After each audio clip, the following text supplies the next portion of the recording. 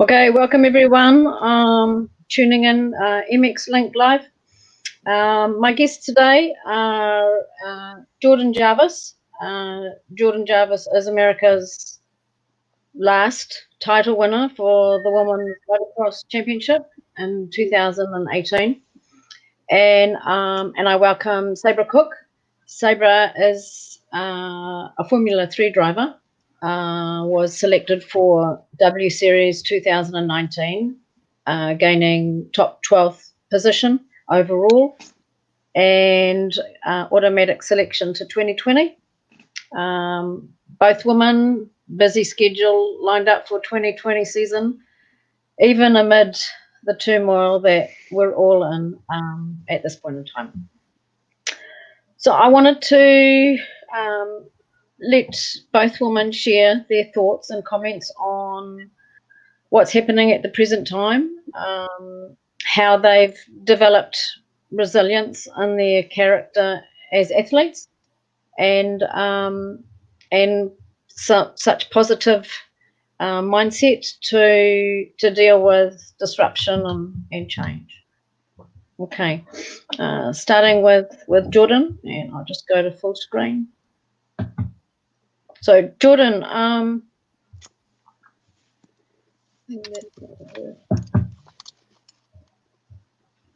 let's change. Jordan, can you let us know you've taken plenty of challenges on board throughout your racing career, particularly when America cancelled the Women's Motocross Championship. You had to rethink your focus on where you were going to make your racing head in the direction that was moving forward. Can you tell us how you dealt with those challenges and what does it mean for you as a person in these times today?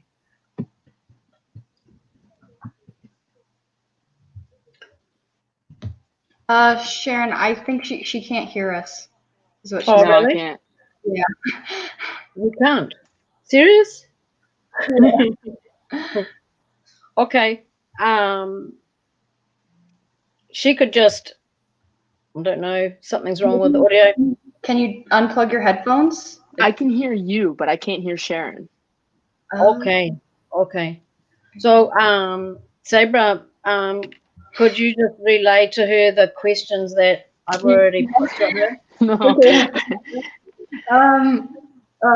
So she wants us to talk about how we've dealt with the upset in our schedule and how we've kind of matured as an athlete and dealt with like the uncertain times and how we've matured as like within our own character to deal with what's happening right now. Is that close enough? Do you want to go first?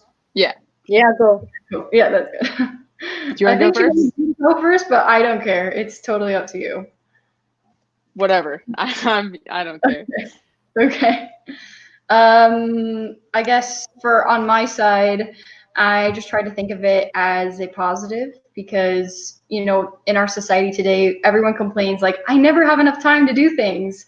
And now we're like kind of been given this gift of a bunch of extra time to focus on ourselves and do, you know, you can do like lots of self-learning or learn a new skill or whatever you want to do. So I think if you kind of take it as that rather than looking at all the stress of the negatives, like, oh my gosh, we're not running, we're not, you know, making money, we're not doing all these things. It's just, you can't change the situation the way that it is right now. So just looking at it in a different perspective and looking at what you can do versus what you can't. It's definitely making things difficult. Going from 100 to 0 is hard for any athlete, let alone a racer. But like she said, you got to look at it in the best way you can. There's nothing you can do to change it. So why just sit around and do nothing when you can make yourself better as an athlete or as a person in general? Okay, cool.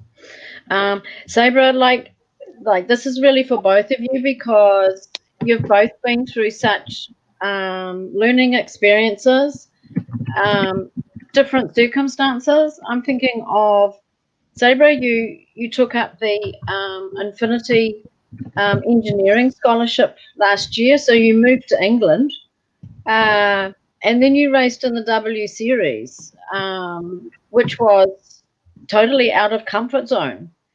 And I'd like Jordan to speak on this as well.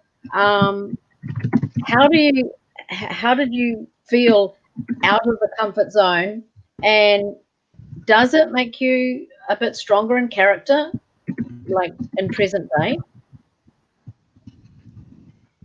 Or I'm just typing your mix. What are you guys doing? I'm typing your questions to her so that way she knows what.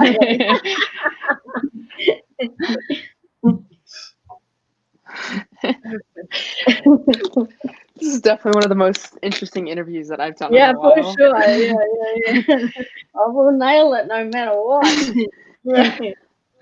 I guess so. For when I moved to the UK, and obviously living in a new country and being in a new job and then racing in a new series, it was a lot to take in at first. But I think the things that we learn especially as motorsports athletes, is there's never the same kind of environment. There's never the same situation. So you kind of always have to be adapting to what's going on. So I think that kind of helped me deal with the situation as it was. And I had a lot of really amazing people around me that helped support my transition, and a lot of great friends, people at Infinity and Renault that were really wanted to help me balance racing in W Series as well as working. And W Series was also great in letting me trying to balance my work schedule and understanding that I couldn't always be there for every commitment or every social thing, just because I had those two. So just, I guess, leaning on the people around you and learning that you have to kind of make the uncomfortable comfortable to thrive when you're in a changing environment. I think any motorsport for a woman is just uncomfortable in general, just because it's so different for us than it is for a guy. I've been doing a lot of different stuff recently myself. Like last year, I raced my first season of pro motocross, and that was crazy. For most of the rounds, I was the only girl there racing and trying to make it into any of the motos, and it was very difficult. It was very stressful, and it definitely weighed on me a lot. But like you said, I had a lot of fantastic people around me that were helping me and making sure I had everything I needed to perform at my best. I was actually just over in London a couple weeks ago for the WMX series over there, and that was crazy. Probably one of the harder ones to make my first race. It rained a lot, and it was very, very muddy, and I was on a brand new bike that I've never ridden before. But thankfully the team that lent me the bike was very helpful. And just anywhere you go in any of the motorsports, you always have those people that can help you be there. Like motorsports are so awesome in that form. Like, what other sport are you going to find someone that's going to lend you half a bike or half a motor of something that you need? Like, you're just not going to find that anywhere else. Yeah, it's like a really great community, and you don't realize how close-knit it is sometimes. Even though you are competitive with each other, you still, like, you're all there trying to achieve the same goal, and you kind of build a mutual respect through that. I mean, you could be racing with this person for years, and they could beat you, and you could beat them, and they're still offering you a bike because they want the chance to beat you again. Yeah, like they don't want to win the easy way. Yeah, definitely. Yeah, and like that just says, like, where else do you find such comradeship and just spirit of human togetherness? I think a passion does bring people together, and competition is healthy. Who likes a good fight? I do. Okay, I'm going to bring in some clips, just to let viewers know what you both race, and then we'll get back to a question heading into the new normal of 2020 when it arrives. So this is just on Sabre.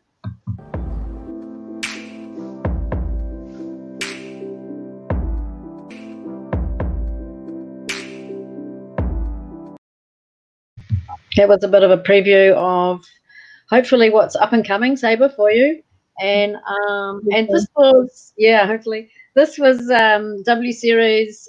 This was the round in Norris Green, and I think you went from, was it 15th and all the way up to 7th? I think that was probably yeah. Have a look. Come on, I think that deserves a smile. That's your best result in W Series. Yeah, I'm definitely happy to score more points. Yeah, that was a good race. Yeah. Yeah, it was my favorite race all season. Because I really enjoy like street tracks just because they're different environment. But. Yeah, awesome. And Jordan's tackling. I don't know how you do it. You're racing the AMA Supercross track that the pros are out, and then you can switch to your outdoors. I think you're a super talented rider for sure. This was from the Make Up to Mud series, and they did an interview with you. Focusing on trying to make it in the pro men's motocross and the pro men's supercross. And this is just your view on competing against the guys outdoors? Enjoy riding with both men and women. You get a little different sides of the sport. Okay, cool. So focusing just on what's ahead when things get back to the new normal. Sabre, you've got an exciting Road to Indy series, and then of course the W Series. Whether that first race starts in May, yet to be decided. Can you give us an idea on? A bit hard to judge, but what would you like to set your goals for this year? Goal-wise, I think, well, once we get back to racing, hopefully, I think I really want to aim to score points at every single one of the W Series rounds, as well as try and finish in the top 5 as much as possible. And then for the Indy Pro stuff, I feel like we have a lot of promise going into the season. So going to aim for, those top 5 finishes. And then once I learn the car a bit more, because my time in this vehicle is quite limited so far. So once kind of get a bit more handle on the package, hopefully going to be able to challenge for podiums towards the middle and end of the season. Okay. And Jordan, the Supercross futures and then Pro Outdoors. Hopefully it all kicks off. And what will be your top priority? Thank you, Sabre. Sorry, I'm almost done.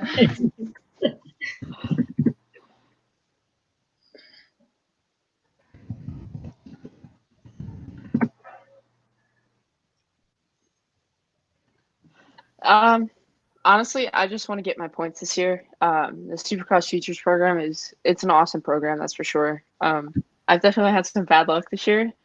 I've had some issues with some of the guys cleaning me out because they don't want me to beat them. So that's never fun. You don't ever like to ride like that. But it is what it is. Like, you're going to find that anywhere you go. I just want to get my points this year, and I want to make some outdoor pro nationals this year. I feel really good. I was really close a couple times last year, and I don't think I was anywhere near prepared for it. So I'm going to use this time off to really work on my stamina and make sure I am prepared for this year, and hopefully come back next year and see if I can make a Supercross main. Cool. Okay. And just to wrap, Sabre, your schedule, you're going to be in the States for Indy Pro, and then in Europe for the W Series. This is a busy schedule, flying backwards and forwards. And for Jordan, you went to Medley Basin in the UK at the beginning of the year. I think it's a major opportunity to step outside American soil. Can you just give us a heads up on what racing that opening round was like? So sorry, Sabre, you're doing double work.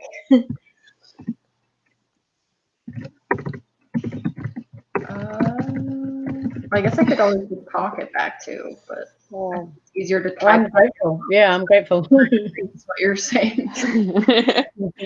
It was wild. I've been outside of the U.S. one other time to race when I was probably 13. So there was a pretty big time difference. It was crazy to be over there. Just all the different experiences, from the plane ride to not getting any sleep on the plane ride and then getting up the next morning and trying to keep up with everyone else because it was morning time for them when it was 3 a.m. for me. Yeah. But it was so awesome to see all the support that the women have in the WMX series over there. Like it was honestly crazy for me to just sit there and look at it and see how much support they have from everybody, like all the teams, even the tracks. Like when you're over here and you're racing, most of the time they'll go out and groom the track before the women go out there because they don't think we can handle it. Over there, they'll probably put you first practice. They don't care. It's cool to see that they have that much faith in women over there and that the women do take it so much more seriously than they do over here. Unfortunately, we've had some issues with the women racing over here, kind of falling apart. Had some issues with the riders that kind of made the promoters not want to let us race, at least not let us race in our own class anymore. So that was really unfortunate. I was very fortunate to get to ride at least 1 year of it. It is what it is. It happens. I'm really working hard now, even though I am racing in the men's class. I'm working my hardest to try and be able to bring something back in the future. I think if I can get out there and I can place well and ride hard and show what we can do, I think that I'll have some pull maybe on in a couple of years to where I can bring a series back and actually mean something. Like the last couple of years that the WMX was racing here in the States, it didn't mean much. There was no manufacturers behind it. There was hardly any pay for it. Like it just wasn't considered pro anymore. And it sucks to see that because I grew up watching all these phenomenal women on TV racing on a pro track. So I'm really hoping I can give that back to some younger girls growing up one day here shortly. Yeah, Sabre, she's made a good point that the professionalism for women, it's a hard basket that some steer away from, and yet I don't see any reason why they should. Do you think that the W Series has elevated the professionalism within single seater to a category that adds value for women in motorsport in general? Yeah, definitely. I think W Series has obviously encouraged a whole new generation of young girls to pursue motorsports as a career and really see it as a viable option. And I mean, it's obviously race car driving is a little bit different than motocross because the physical aspect is taken out of it so much more than it is for you guys. So it's easy for us to, not easy, but easier for us to compete with a guy. So it's W Series. Main thing is like they haven't created the class because we need our own class. They've created the series because it's more of a driver development program to give girls that opportunity, get the seat time, get the experience, and then be able to move on to higher Formula Car series or other series and compete at the top levels no matter where they go. But it sounds like, obviously with motocross, it's like you're doing it anyways, like you're kicking butt and like still being up there with like some of the most physically fit athletes in the world, which I think is crazy. But I think you're right. It would be nice to have, because it is so hard on your body. And like my dad used to race motocross and supercross back in the 80s for Team Honda, and like hearing what he had to go through, I don't know how sometimes, like as a woman, I like, that is insane that you can do that. So I think it would probably make it better for women to have that separate series where they in the States with motocross and everything. So that way there's more, they get a chance to, like you said, ride on the pro tracks and get that experience, get that exposure just as much as the male riders do. But I think W Series has done a really good job at trying to create another pathway for women to go up in racing cars. Sabre, has Jordan got anything to say just on what you've said? He wants to know if you have anything to add. No, I definitely agree with you. I think what you do is really awesome too. It's definitely, it might not be nearly as physical, but I can guarantee you it's probably just as mental as it is as motocross. Yeah, I wish we had something to kind of lead some girls into it like you have. It's hard for women to get into the sport when they're young. I was fortunate enough to start riding motocross when I was 5. So I've been doing it for a long time. This is going to be like my 14th year doing it. That's great. It's hard because no one wants to get into it because there's nothing for them to get out of it anymore. So we're kind of struggling with numbers right now, and that's part of why we don't have anything to race, is because no one wants to put all this money in for a class that only has like 15 people in it. So when I ride and I try and talk to younger girls, I try and make them kind of hint towards that they have to race with the guys a little bit before we can get something back for the girls. But there's a lot of us out there that are trying very hard to make this our career essentially. And I think if we can just get a couple more, maybe a couple years behind us, I think that would definitely help our sport out a lot. Do you think like what would help the most in encouraging more young girls to like stick it out, I guess, other than just creating a new series? Because I know that's like super hard to do. I honestly think, even if it's not me, as much as I want to be the first girl to make moto or supercross for that matter, if somebody else does it, that's perfect, because we need more women out there that can race like this, that can show people we can do it. So I think once someone does it, hopefully me, once someone does do it, I think that'll definitely open some younger girls' eyes up to it. And I'm hoping that'll kind of start a new wave for us and get more of us into it. Yeah, definitely. Yeah. And if you look way back in history where women have broken down barriers, where like it just wasn't normal for a woman to even ride a bike, and let alone like a race car, you know. I mean, the stats for Formula One, the women drivers, you know, like it's pretty low. Whether that's budget orientated, but for all the work that we do, I speak with a lot of passionate women and a lot of talented women, and I just think a collective body is strong. And where talent rises to the top, you have the cream, and it sets an example for ones to follow. Let's hope. Okay, thank you, Sabre. Thank you so much for joining. No problem. Bit of a mission getting all the time zones in place, but so worthwhile. Jordan, yeah, awesome. It's really, really great. I just love this. Thank you for having us. Yeah. This was great. This was interesting. Yeah, it's interesting, and it's a good dialogue going. It's off track. You know, this is how part is like usually girls like in cars don't always cross over and talk to like the motocross girls, but it's cool to have like be able to talk to someone that's in maybe a similar sport but has like super interesting perspectives that they can share that maybe will let like one of us do something different or something better. So I think it's great that you brought both worlds together in the same thing. Okay. Awesome. It's awesome to be able to talk to someone and understand that they're going through the same problems you are, but even in a different form of motorsports. Yeah, go kick those boys' butts that are taking you out. Get really angry, and then they finally think, "Oh man, she's like actually not gonna put up with it anymore." Yeah, I've had to get dirty back several times. It's not how I like to ride. No one likes to have to worry about looking over their shoulder the whole time. But stand up for yourself. It sucks, but once you just have to do it once, and then they understand. I mean, if I have to, I will. I don't have a problem with it, but I just don't like to do it.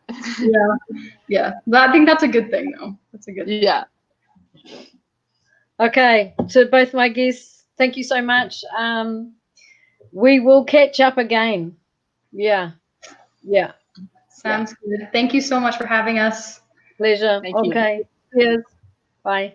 Bye. Bye.